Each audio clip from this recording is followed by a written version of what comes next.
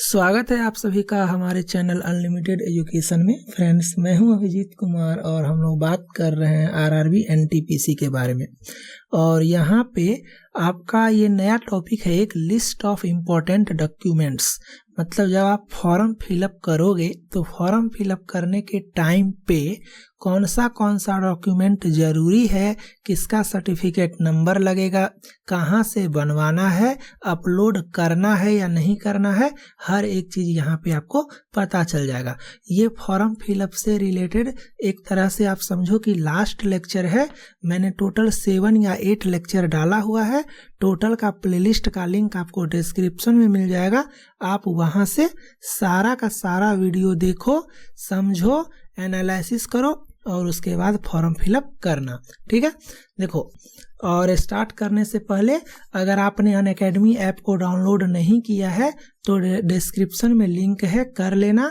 Abhijit Kumar search करोगे या unlimited education search करोगे, कुछ भी सर्च करोगे मैं आ जाऊंगा। और वहां से क्या करना, मुझे फॉलो कर लेना। अगर डायरेक्ट चाहते हो तो डिस्क्रिप्शन में फॉलो मी का लिंक है, वहां पे क्लिक करके फॉलो कर लेना। यहाँ पे मैं आरआरबी जेई जो देख रहे हो उससे रिलेटेड लेक्चर डाल रहा हूँ और काफ़ी जल्द आरआरबी एनटीपीसी से रिलेटेड केमिस्ट्री का लेक्चर वहाँ पे डालूंगा। ठीक है, और हिंदी में कोशिश करूँगा ज़्यादा डालने का। तो अगर आप लोग हिंदी में चाहते हो आरआरबी एनटीपीसी का तैयारी करने का तो आप लोग चले जाना वहाँ पे और फॉलो करना और वेट करना लेक्चर का। चलो इसके आगे हम लोग देखते हैं स्टेप वाइज स्टेप। जब आप फॉर्म फिलअप करते हो तो यहाँ पे एक चीज़ देखना, ये क्या लिखा हुआ है आपका, फिजिकली PWBD है ना। तो देखो यहाँ पे जैसे ही यस करते हैं, ध्यान से देखो तो क्या डिमांड करता है आपका फॉर्म। देखो यहाँ पे नो किए तो कुछ नहीं आया, यस किए तो देखो क्या आया, ये सारा आया। और इसमें जिसका जो है कैटेगरी, किसी का कोई ब्लाइंड है, कोई डीफ है, कोई आपका 1 आर्म से उसका डिफेक्ट है बॉडी में, तो इस तरह से आपका सर्टिफिकेट है और ये आपको क्या करना है, लगाना है। तो ये आपको समझ में आ गया कि फॉर्म फिलअप करते टाइम मेरा PWBD वाला क्या मांगा जाता है। ठीक है, चलो एक एक करके हर एक देखेंगे जो फॉर्म भरते टाइम हम लोगों को लगेगा। ठीक है, एक चीज आप लोग और जान जाओ कि एक होता है आपका EBC, इकोनॉमिकली बैकवर्ड क्लास। तो अगर आप इसमें आते हो, मतलब आप काफ़ी पुअर फैमिली से बिलोंग करते हो और यहाँ पे अगर आप सेलेक्ट करते हो तो आपसे ऑप्शन पूछा जाएगा कि रेलवे का जो फेयर है जाने का आने का, वो आप चाहते हो जो आपको गवर्नमेंट दे। अगर आप यस करोगे, जैसे ही यहाँ पे यस किया गया तो सर्टिफिकेट नंबर आ गया और डेट ऑफ इशू आ गया। अब कुछ लोग कमेंट करते हैं कि सर सर्टिफिकेट नंबर कहाँ से आएगा, तो जहाँ से आप ये बनवाओगे वहाँ से EBC सर्टिफिकेट जहाँ से बनवाओगे वहाँ पे आपको ये ऑफिशियली काम है, ये ऑफिसर का काम है, जो आपको वो साइन करेगा, जो अथॉरिटी, उसका काम है ये सर्टिफिकेट नंबर मेंशन करने का। तो वहाँ से देख करके आपको ये सर्टिफिकेट नंबर लिखना है। जो फॉर्म आपको देगा वो बना करके उस पे लिखा हुआ रहेगा ये सर्टिफिकेट नंबर और डेट ऑफ इशू। तो यहाँ पे आपको इसको फिलअप करना है, तो ही आपको जाने आने का जो फेयर है वो आपको रेलवे वापस करेगा। और ये आपका सर्टिफिकेट है EBC सर्टिफिकेट, इसको आपको बनवाना पड़ेगा। और यहीं पे आपका देखो स्टाम्प ऑफ इशूइंग अथॉरिटी है, डेट है, सिग्नेचर है, नेम है। तो यहीं पे वो कहीं पे एक नंबर लिख देगा, सर्टिफिकेट नंबर, और वो नंबर आपको लिखना है। और वहाँ पे यहाँ पे जो आपको मैंने दिखाया और डेट ऑफ इशू, ये दोनों आपको लिखना है। तो यहाँ का आपको समझ में आ गया। और यहाँ पे जो लोग एक्स सर्विसमैन में हैं, यहाँ पे जब आप यस करोगे तो आपको जो है सो वो मतलब डिटेल्स मांग लेगा कि आप कहाँ पे जॉब करते थे, क्या करते थे। और आपको NOC लगेगा, नो ऑब्जेक्शन सर्टिफिकेट। तो वो आपको अभी नहीं लगेगा, जब आपका DV होगा, after selection DV document verification, तो लगेगा। तो DV वाला बात हम लोग बाद में करेंगे। अभी हम लोग सिर्फ उसका बात कर लेते हैं जिसका काम है फॉर्म अप्लाई करने के टाइम जो जो जरूरी पड़ेगा, सिर्फ उसका बात करते हैं। और एक चीज यहाँ पे नोटिस करो कि कम्युनिटी में जब आप लोग फॉर्म फिलअप करोगे और कम्युनिटी में अगर यहाँ पे आपको एक नया ऑप्शन दिया हुआ है, पहले तो सिर्फ UR SC ST OBC रहता था और यहाँ पे देखो क्रीमी लेयर जो OBC है ना, तो जो लोग OBC क्रीमी लेयर सेलेक्ट करेंगे उनको रिजर्वेशन नहीं मिलेगा, मैंने बताया हुआ है। क्यों? क्योंकि क्रीमी लेयर मतलब आप क्रीम हो, आप रिच हो, आप रईस हो, आपको रिजर्वेशन का कोई ज़रूरत नहीं है। लेकिन जो लोग OBC नॉन क्रीमी लेयर होते हैं उनको मिलता है।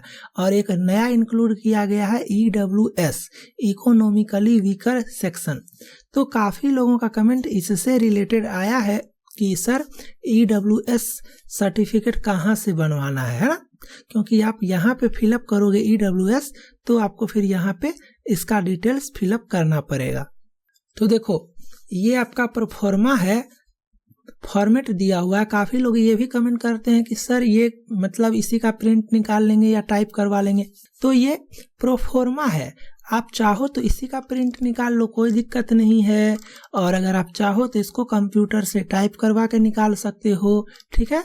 तो इसी का निकाल लेना, ज़्यादा परेशान होने का कोई ज़रूरत नहीं है। और यहाँ पे देखो ये सर्टिफिकेट नंबर है ना, और यहाँ पे डेट, तो ये आपको मांगा जाएगा जब आप फॉर्म फिलअप करोगे तब। और ये कहाँ से बनवाना है और ये सारा देख लो, आपको नाम, ये तो आप जहाँ जाओगे बनवाने के लिए वहाँ पे आपको पता चल जाएगा। और पढ़े लिखे हो तो इसको भर ही सकते हो, आपका परमानेंट एड्रेस कहाँ है, पोस्ट ऑफिस, डिस्ट्रिक्ट, ये सब आपको पता ही है।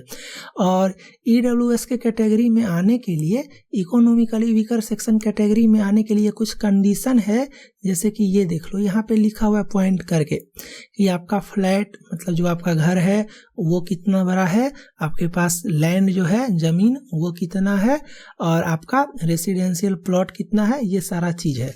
और ये बनवाओगे कहाँ से, तो अब मैं ये बताता हूँ सारा डिटेल्स। और यहाँ पे अपना फ़ोटो चिपका लेना, अटेस्टेड किया हुआ, अटेस्टेड करवा के, signature with seal of office name designation, ठीक है। काफ़ी लोग ये कमेंट करते हैं कि सर ये बनाएंगे कहाँ से, समझ में नहीं आ रहा है। यहाँ पे देखो, यहाँ पे आपका 8.4 में दिया हुआ है इकोनॉमिकली वीकर सेक्शन रिजर्वेशन का, ये सारा आपका दिया हुआ क्राइटेरिया। अगर इसमें आप आते हो, आप सच में इकोनॉमिकली वीक हो तो आपको करना है। और साफ साफ देखो यहाँ पे लिख दिया है। काफ़ी लोगों को ये समझ में नहीं आ रहा कि कहाँ से बनवाना है, कुछ मत करना।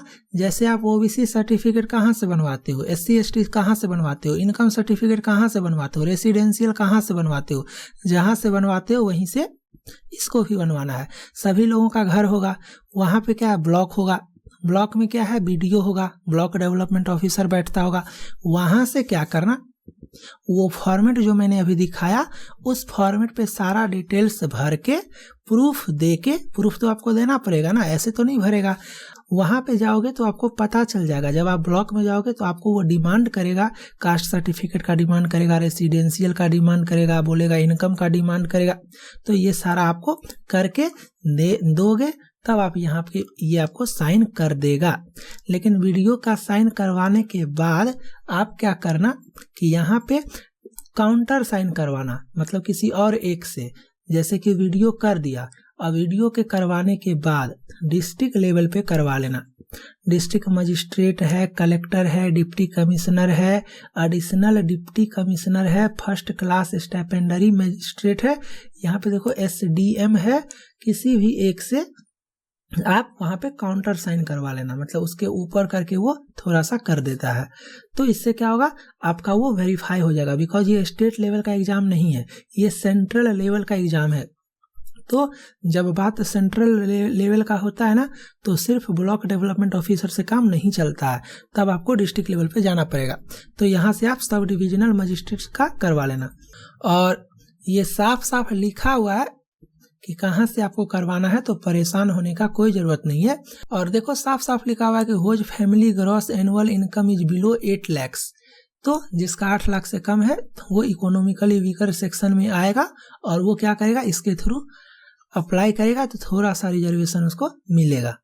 और यहाँ पे देखो, they have to fill up the certificate number, date of issue of the certificate, issuing authority, district and state of issuing in the online application. जब आप अप्लाई करोगे तो आपको ये सारा मेंशन करना है। तो अगर आप चाहते हो कि EWS कैटेगरी से अप्लाई करें तो थोड़ा सा आपको यहाँ पे परेशान होना पड़ेगा। और अगर आप परेशान होना नहीं चाहते हो तो आप डायरेक्ट अप्लाई कर सकते हो जनरल से। और रहा सवाल कट ऑफ का डिफरेंस, तो कोई गारंटी नहीं है कि कट ऑफ इस रिजर्वेशन के थ्रू कम होगा, बिकॉज 8 लाख मेंशन किया हुआ है, 8 लाख मेंशन किया हुआ है। तो मुझे लग रहा है कि सभी लोग इस कैटेगरी में अप्लाई कर देंगे, है कि नहीं। मुझे लग रहा है कि सभी लोग इस कैटेगरी में अप्लाई कर देंगे। इस कैटेगरी में इतना ज़्यादा भीड़ हो जाएगा कि कट ऑफ पे कोई ज़्यादा फर्क नहीं पड़ेगा। लेकिन आपकी मर्जी है, देख लो, थोड़ा सा परेशान हो जाओ, रिजर्वेशन मिलेगा, परेशान नहीं होगे, जनरल से अप्लाई करना। कट ऑफ कितना जाएगा नहीं जाएगा, कम होगा नहीं होगा, रिजर्वेशन का फायदा होगा नहीं होगा, ये बाद में पता चलेगा, पहले नहीं। और जो एक्स सर्विसमैन है उन्हें कोई टेंशन नहीं है। आप लोग जो है जब डीवी होगा तब आप एनओसी सबमिट करना। और ओबीसी वाले को भी कोई टेंशन नहीं है, वहाँ पे आपको अभी फिलहाल कुछ नहीं करना है, सिर्फ आपको इशूइंग डेट भी नहीं डालना है, डिस्ट्रिक्ट और स्टेट डालना है। जैसे कि आप बिहार से हो और पटना से हो तो आप स्टेट में बिहार कर देना और डिस्ट्रिक्ट में पटना कर देना। ना तो आपको सर्टिफिकेट नंबर डालना है और ना तो आपको डेट डालना है, तो आपको बनवाने का कोई ज़रूरत नहीं है, तो आप बाद में बनवा सकते हो। तो उम्मीद करते हैं कि आपको समझ में आ गया होगा कि इकोनॉमिकली बैकवर्ड क्लास का क्या मतलब है और आपका इकोनॉमिकली वीकर सेक्शन का क्या मतलब है, एक्स सर्विसमैन को क्या लगेगा नहीं लगेगा, ओबीसी क्या है, ओबीसी का सर्टिफिकेट कब लगेगा, हर एक चीज़ आपको समझ में आ गया होगा। अगर फिर भी कोई दिक्कत होता है तो आप लोग कमेंट करना, इसका जस्ट अगला वीडियो में मैं आपका कमेंट के हिसाब से आंसर कर दूंगा। तो तब तक आप लोग मन से एग्जाम का तैयारी करते रहो। Bye, thank you.